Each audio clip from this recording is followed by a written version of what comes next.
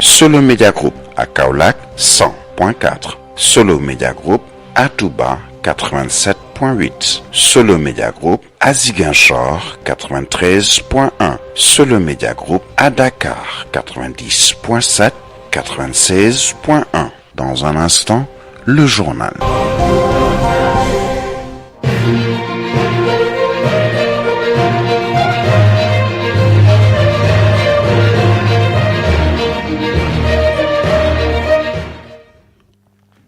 Il est 7 heures sur l'ensemble des réseaux synchronisés de Solo Média. Le journal, voici les principaux titres. Grand oral à l'ONU, l'ex-président du Sénégal a décliné hier sa vision devant les 197 représentants des pays membres de l'ONU qui l'ont auditionné. Macky Sall promet de réformer le Conseil de sécurité et le système des Nations Unies. Vous aurez les détails dans cette édition. Le ministre de l'Intérieur annonce la tenue prochaine d'une rencontre d'échange avec l'ensemble des partis politiques légalement constitués prévu le 30 avril à Dakar. Cette initiative s'inscrit dans une dynamique d'ouverture et de concertation autour du processus électoral. Et en ce moment, la radio-télévision sénégalaise fait face à une crise interne jugée préoccupante par plusieurs de ses anciens responsables. Dans un mémorandum rendu public hier, ces derniers décrivent une dégradation du climat social. L'Inter, le sport et la revue de la presse mettront un terme à cette édition.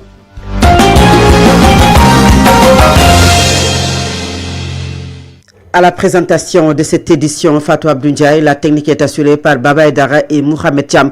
Bonjour à tous et bienvenue. Je vous le disais en titre, l'ancien président Macky Sall, candidat à la direction de l'Organisation des Nations Unies, a réaffirmé sa vision et ses ambitions pour le poste de secrétaire général. Il promet, une fois élu, de travailler à restaurer la confiance entre les nations, à apaiser les tensions, à réduire les fractures dans le monde. Il se présente comme un dirigeant impartial, à l'écoute de tous, engagé dans une dynamique de rassemblement et de construction de ponts entre les peuples conformément aux principes de la Charte des Nations Unies. Macky Sall, que je vous propose d'écouter.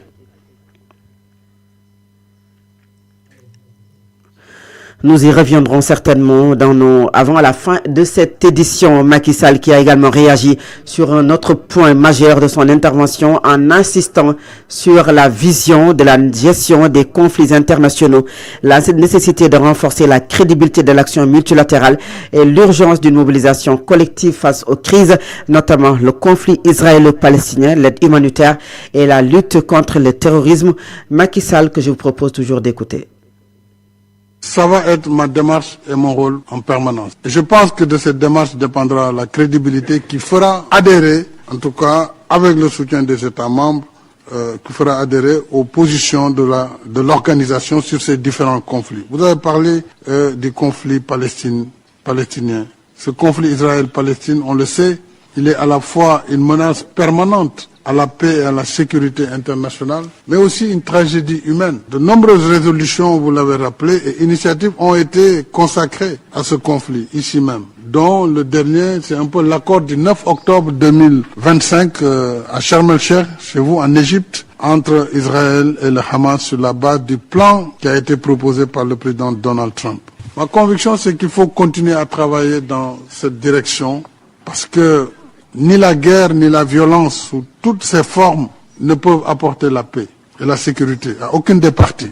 Donc il nous faut continuer à travailler avec toutes les parties pour que ces accords de paix, ces plans de paix puissent connaître un achèvement. Et en ce qui concerne l'aide humanitaire, je dois rendre hommage aux agents des Nations Unies et aux ONG qui participent à son acheminement, parfois au péril de leur vie. Et ces agents doivent être encouragés et accompagnés. Donc, en ce qui concerne maintenant le fléau du terrorisme, je l'ai dit en introduction, nous ne devons pas laisser les seuls pays engagés, particulièrement en Afrique, face au terrorisme international. À l'instant, Macky Sall qui également s'est prononcé aux Nations Unies, devant l'Organisation des Nations Unies. Il a réaffirmé sa vision et ses ambitions pour le poste de secrétaire général. Il promet, une fois élu, de travailler à restaurer la confiance entre les peuples, à apaiser les tensions et à réduire les fractures dans le monde. Il se présente comme un dirigeant impartial à l'écoute de tous, engagé dans une dynamique de rassemblement et de construction de ponts entre les peuples, conformément aux chartes aux principes de la la Charte des Nations Unies. L'ancien président du Sénégal, candidat à la direction des Nations Unies, Macky Sall, que je vous propose d'écouter. Mesdames et messieurs, si j'ai l'honneur de servir comme secrétaire général, ma première priorité sera de contribuer à restaurer la confiance, apaiser les tensions, réduire les fractures et redonner espoir dans notre active. Comme le veut la Charte des Nations Unies, je serai un secrétaire général impartial qui parle à tous et qui écoute tous. Je serai un secrétaire général qui rassemble, un secrétaire général bâtisseur de ponts entre les nations, entre les cultures et les civilisations, entre l'Est et l'Ouest, entre le Nord et l'alerte précoce, la médiation, la coopération entre les nations, surtout celle entre les Nations Unies et les organisations régionales. J'engagerai avec les États membres une réflexion approfondie sur l'efficacité des opérations de maintien de la paix. Je travaillerai également à maintenir les droits humains au cœur de l'agenda des Nations Unies. Nous le savons tous, les droits humains sont universels. Ils sont inséparables les uns des autres. Ils sont civils et politiques. Ils sont aussi économiques, sociaux et culturels. La Charte nous engage à les protéger sur la base des principes fondamentaux qui consacrent la primauté du droit et le besoin de justice. De même, à 4 ans de l'évaluation finale de l'agenda 2030, je veillerai à la bonne conduite des objectifs de développement durable ainsi que de l'élaboration de l'agenda d'après 2030 avec les États membres. En ce 22 avril, la Journée de la Terre nous rappelle l'urgence des menaces environnementales. À l'instant, Macky Sall, Seydou Gueye, membre de l'Alliance pour la République APR, a salué le grand oral de Macky Sall, mettant en avant une intervention marquée par la clarté de la vision, la pertinence des propositions et un plaidoyer fort en faveur d'un multilatéralisme réformé et centré sur l'humain. Il estime que cette prise de parole confirme le leadership de l'ancien chef de l'État sur les grandes questions internationales, notamment en matière de paix, de sécurité et de gouvernance mondiale. Seydou Gueye, que je vous propose d'écouter. Ak prévention des conflits, ak anticiper fay crise yi, fay lakk gi. Le maintien de la paix et de la prévention des conflits constitue un axe central. Il s'agit d'anticiper, d'éteindre le feu et de régler les crises en se levant très tôt sans attendre que les dégâts surviennent pour réagir. Parmi les plaidoyers du président Macky Sall, qui confirme son leadership, figure également la nécessité de montrer comment les programmes du Conseil de sécurité et de ses organes doivent être en phase avec les enjeux actuels. Lors de leur création, de nombreux pays africains n'avaient pas encore accédé à l'indépendance. Dès lors, la configuration héritée de l'après-seconde guerre mondiale ne peut plus rester inchangée. Aujourd'hui, le Conseil de sécurité compte 5 membres permanents disposant du droit de veto aux côtés d'autres pays impliqués. Cette organisation mérite d'être réactualisée. Au cœur de son argumentaire, Macky Sall défend l'idée d'un nouvel ordre mondial basé sur l'humain. Lors d'une tribune réunissant de hautes autorités, il a exposé sa vision sur la manière de refonder le multilatéralisme. De refonder, selon lui, si ce dernier connaît aujourd'hui des difficultés, c'est notamment parce que le droit n'a pas été suffisamment mis en avant. Face aux tensions mondiales, il apparaît que le droit de la force a pris le pas sur la force du droit. Ainsi, les réformes qu'il appelle de ses vœux concernent avant tout la gouvernance des Nations Unies. Il ne s'agit pas de réformer des institutions comme l'OMS ou le Programme alimentaire mondial, mais bien d'agir au niveau des instances de gouvernance. Ay programme mondial alimentaire lu demee noonu réforme yi ci gouvernance. Parlons de l'audition des ministres. L'honorable député Tafsir Thioye a salué l'instauration des auditions des ministres par les commissions de l'Assemblée nationale qu'il considère comme une avancée majeure en matière de transparence et de contrôle parlementaire. Selon lui, cette initiative intervient à un moment opportun à l'approche du débat d'orientation budgétaire prévu à la fin du mois de juin, offrant ainsi aux députés un cadre pertinent pour mieux apprécier l'action gouvernementale. Tafsir Thioye s'exprimait au micro de Baye Nongofal. maa ngi gërëm suñu borom ginnaaw bu ma permettre mu bokk ci 15e législature bi. Je rends grâce à Dieu de faire partie de cette 15e législature. Depuis le début, sur le plan des réformes, nous avons consenti beaucoup d'efforts qui permettent de changer le visage de l'Assemblée nationale, d'avoir une assemblée plus rassurante. C'est dans cette dynamique que nous nous félicitons de cette avancée, avec les auditions des ministres entamées depuis mardi. Ces échanges avec les membres du gouvernement autour de la gestion de leurs départements respectifs interviennent en prélude au débat d'orientation budgétaire prévu d'ici la fin du mois de juin. Le moment est opportun car nous sommes dans un processus d'élaboration du budget du Sénégal. Ainsi, lorsque les ministres viennent ici et que nous leur faisons part des préoccupations des populations, ils pourront en tenir compte lors des arbitrages budgétaires et veiller à l'intégration de certains aspects prioritaires dans le budget. Cela permet également aux députés de mieux s'approprier le processus budgétaire. Certes, il n'est pas facile de modifier le budget, mais il est essentiel d'en maîtriser les mécanismes et d'y impliquer pleinement les parlementaires. Par ailleurs, cette démarche s'inscrit dans la perspective du débat d'orientation budgétaire à venir. Le document de base, à savoir la programmation budgétaire, définit comment le budget sera élaboré sur les 4 prochaines années. Si ces deux aspects sont bien pris en compte, nous pourrons donner notre avis, orienter les choix budgétaires et par conséquent impacter l'économie du Sénégal. C'est pourquoi je salue cette initiative portée par les services de contrôle et d'évaluation des politiques publiques. Des services de contrôle et d'évaluation des politiques.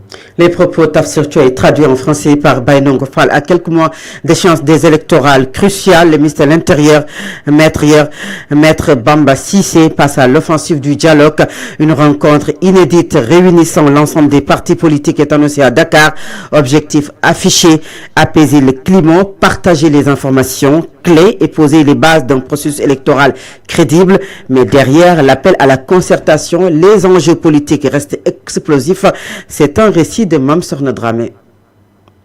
Dans un communiqué officiel daté du 22 avril 2026, le ministre de l'Intérieur et de la Sécurité publique annonce une rencontre majeure entre le gouvernement et les partis politiques légalement constitués. Depuis sa prise de fonction, le 15 septembre 2025, Mohamedou Bamba Cissé s'est engagé à ouvrir le dialogue avec toutes les forces vives de la nation. Après des consultations avec des leaders religieux et des acteurs de la société civile, place désormais au terrain politique. Le rendez-vous est fixé le 30 avril 2026 à partir de 10h dans un hôtel de la place. Une rencontre qui se veut avant tout technique, mais dont la portée politique ne fait qu'aucun doute. Au cœur des échanges, le processus électoral. Les autorités attendent partager des informations essentielles et instaurer un climat de confiance avec les différentes formations politiques. Chaque parti est invité à déléguer un représentant. Une mesure présentée comme pratique, mais qui pourrait aussi limiter certaines démonstrations de force. Les invitations sont déjà disponibles au niveau de la direction générale des élections. Un dispositif administratif classique, mais dans un contexte où chaque geste est scruté, analysé, parfois contesté. Car au-delà du cadre formel, cette initiative intervient dans un climat politique marqué par la méfiance, les rivalités et les calculs stratégiques. Pour certains, il s'agit d'un pas vers la transparence. Pour d'autres, d'une manœuvre de contrôle du jeu électoral. Une chose est sûre, le 30 avril ne sera pas une simple réunion. Ça sera un test grandeur nature de la capacité du pouvoir et de l'opposition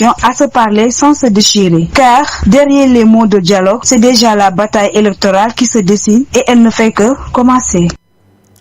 Dans le cadre de sa tournée nationale, le leader du mouvement Sénégal Bignubok, il s'agit de Barthélémy Diaz. Il a marqué une étape stratégique à Thiès, accueilli par Mamadou Lamine Massali, président de l'UNR. L'ancien maire de Dakar a dressé un constat de la situation nationale qu'il juge de climat de désespoir et de désillusion qui touche toutes les couches de la population.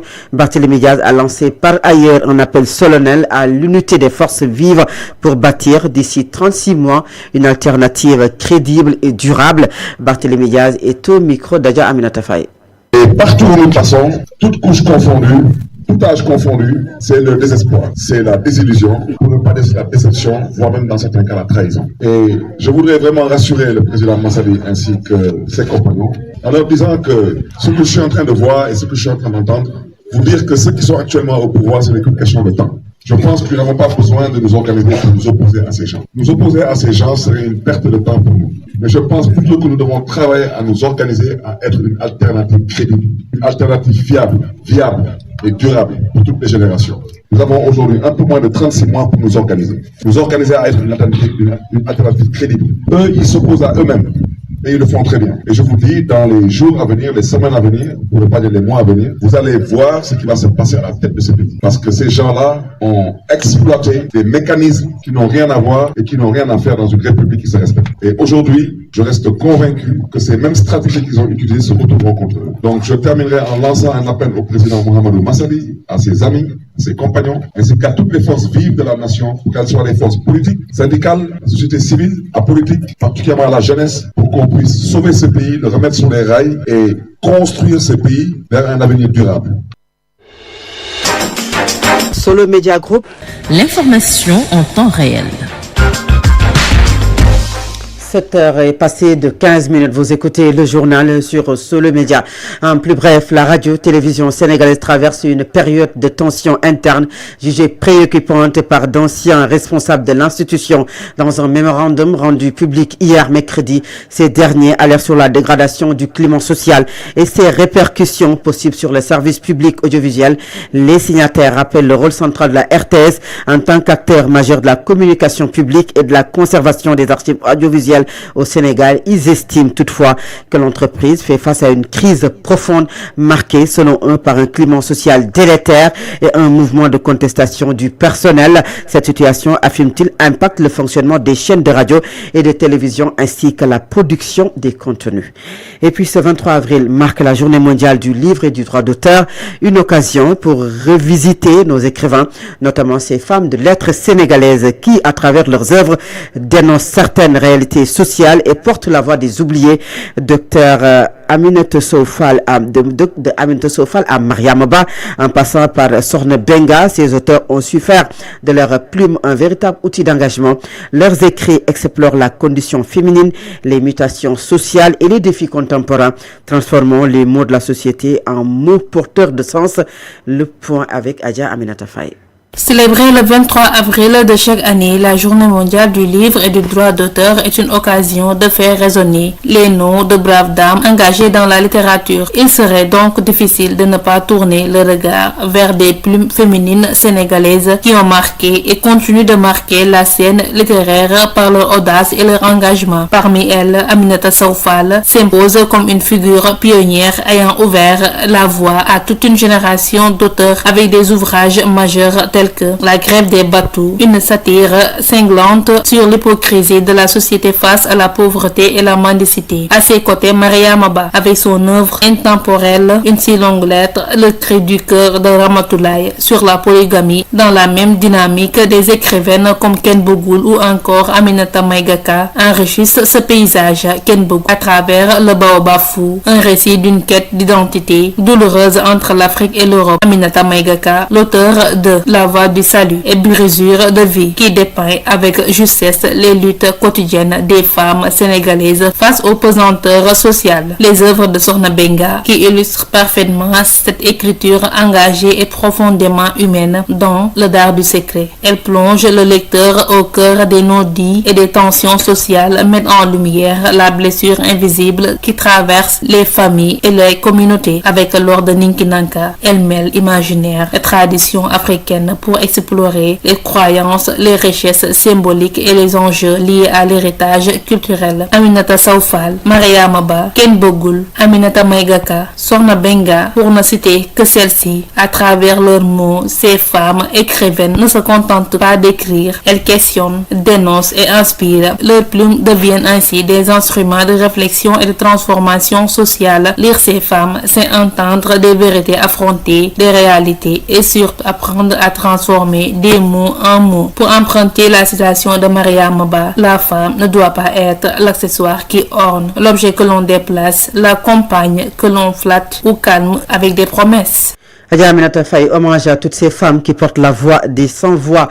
Dans la capitale du Sud s'est tenu le lancement officiel du rapport Sénégal et Afrique du projet mondial de monitorage des médias placé sous le thème de l'évidence à l'action, faire progresser des systèmes médiatiques sensibles en Afrique, au genre en Afrique. La cérémonie, présidée par Ami Diop Collé, directrice exécutive du réseau international africain pour les femmes, médias, genre et développement, a rassemblé autorités locales, représentants du ministère de la Femme et des Solidarités, acteurs de la société civile ainsi que des professionnels des médias. Diakhumpa Gassama est responsable de programme à la Fondation Hawlit. Il est au micro de Mariam Sodendiaye. Les médias dont vous faites partie ont montré beaucoup d'intérêt à changer. Ils luttent, beaucoup d'entre eux, j'ai discuté avec eux au cours des 20 dernières années, m'ont dit chercher des femmes intervenantes sur l'économie, des femmes intervenantes sur la paix et la sécurité. Nous connaissons ces femmes. FemDev a passé 25 ans à mettre ces femmes en lumière et nous espérons que cet événement va vous montrer que c'est dans votre intérêt en tant que média, mais au-delà, c'est les populations qui vous regardent, qui vous utilisent, qui vous écoutent, qui ont besoin d'entendre les voix de la moitié de la population. Il y a dans nos sociétés un respect profond pour l'être humain et en particulier pour les femmes et les filles. Moi, je pense qu'il est très important d'avoir ce genre de rapport pour prendre conscience de la vraie situation et ne pas penser que parce qu'on voit une personne présenter le journal de 20 heures ou qu'on voit une personne participer comme chroniqueuse que la question est réglée. Ce que nous espérons, c'est de voir, comme dans d'autres sociétés, le Sénégal vraiment cultiver une image des femmes sénégalaises qui est positive. La femme sénégalaise est une femme qui étudie plus que les hommes sénégalais, il y a des statistiques, est une femme qui est ouverte, est une femme qui est compétente. Moi, je pense qu'on aura tous à bénéficier dans un moment crucial pour notre pays où nous sommes en recherche de solutions, d'avoir la parité appliquée dans notre gouvernement et d'avoir autant de ministres hommes que de ministres femmes. Ce serait un début. À l'instant, Diakhumpa Gassama, elle est la responsable de programme à la Fondation Hawlit. Et puis cet élément met un terme à la première partie de cette édition. La seconde partie, c'est la page internationale, le sport et la revue de la presse. À présent, l'Inter. Actualité internationale. Qui nous mène au Moyen-Orient aujourd'hui, jeudi 23 avril. Israël et Liban doivent reprendre leurs négociations à Washington sous médiation américaine, près d'une semaine après que les deux parties se sont accordées sur un cessez-le-feu de 10 jours. Depuis, l'armée israélienne et le mouvement armé libanais Hezbollah ont continué de s'affronter. Hier, mercredi, l'armée américaine a ordonné à 31 navires de faire demi-tour dans le cadre de son blocus contre l'Iran. La plupart s'est conformé aux instructions. Et Donald Trump a annoncé le 21 avril le maintien du cessez-le-feu avec l'Iran. Le président américain a ajouté que le blocus des ports iraniens se poursuivait. Quant au détroit d'Ormuz, il demeure fermé. Donald Trump a évoqué la possibilité de discuter avec l'Iran sans préciser date. Et en France, un second soldat français de la FUNUL est mort des suites de ses blessures liées à l'embuscade attribuée au Hezbollah. C'est ce qu'a annoncé Emmanuel Macron, le président français. Une journaliste libanaise a été également tuée dans une attaque menée par Israël qui a fait 3 morts dans le sud du Liban. À présent, c'est la page sportive.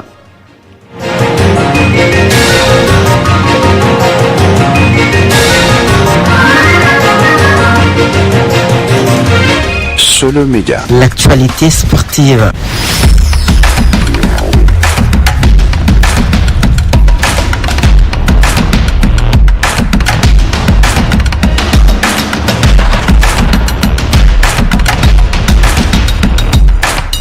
Le sport le matin sur Solo Média, c'est l'affaire de Lamine Senghor. Bonjour. Merci, bonjour à vous Fatou Abdoulaye, bonjour à toutes et à tous. Nous démarrons par les résultats des quarts de finale hier de la Coupe de la Ligue. On en parlait déjà tout à l'heure avec les quotidiens. Eh bien, sachez que hier, Teungueth FC a pris le dessus sur Génération Foot en quart de finale. Parallèlement, Djambar a également donc battu l'équipe de Stade de Mbour 1-0.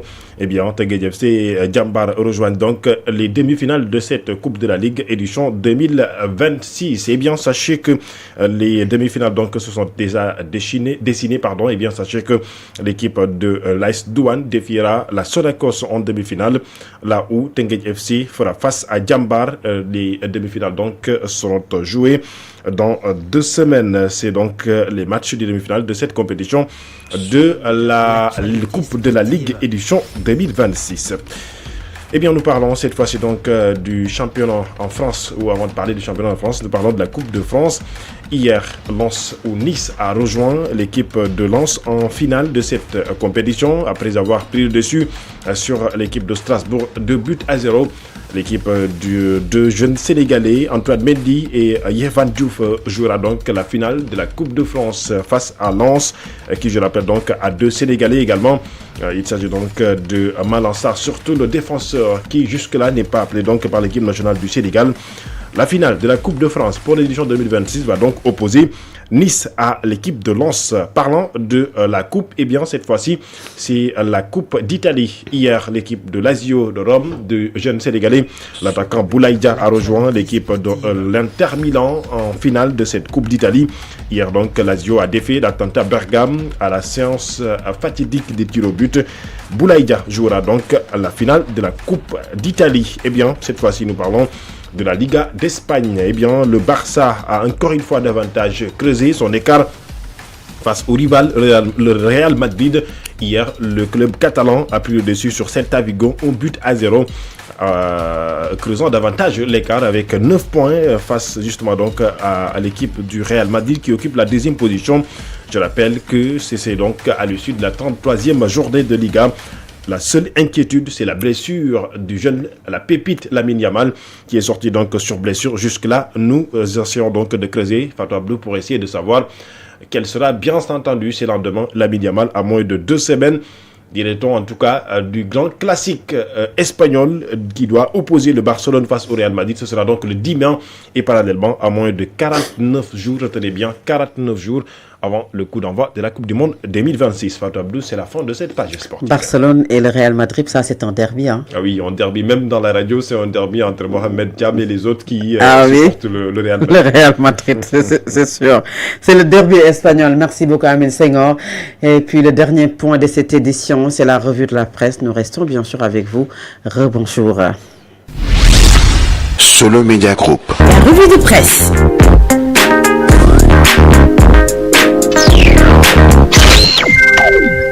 Bonjour. Le grand oral de Macky Sall hier à l'Organisation des Nations Unies occupe le centre d'intérêt des quotidiens ce jeudi. Sur le quotidien affiche l'image de l'ancien président de la République sénégalais, actuel candidat au poste de secrétaire général de l'ONU, Macky Sall, pour une ONU réformée en profondeur. Pendant les 3 heures d'audition face aux représentants des 193 États membres de l'Organisation des Nations Unies, l'ancien président sénégalais s'est présenté comme un bâtisseur de ponts et a déroulé sa vision d'une ONU réformée en profondeur. La diplomatie préventive renforcée, la rationalisation des structures de l'organisation, tout a été aujourd'hui évoqué par le président de la République, Macky Sall. Macky Sall a exposé sa vision et ses ambitions devant les États membres des Nations Unies. Il a surtout insisté sur la nécessité d'encadrer cette révolution avec sagesse, la considérant comme un puissant levier de progrès au service de l'humanité, mais aussi comme un enjeu de gouvernance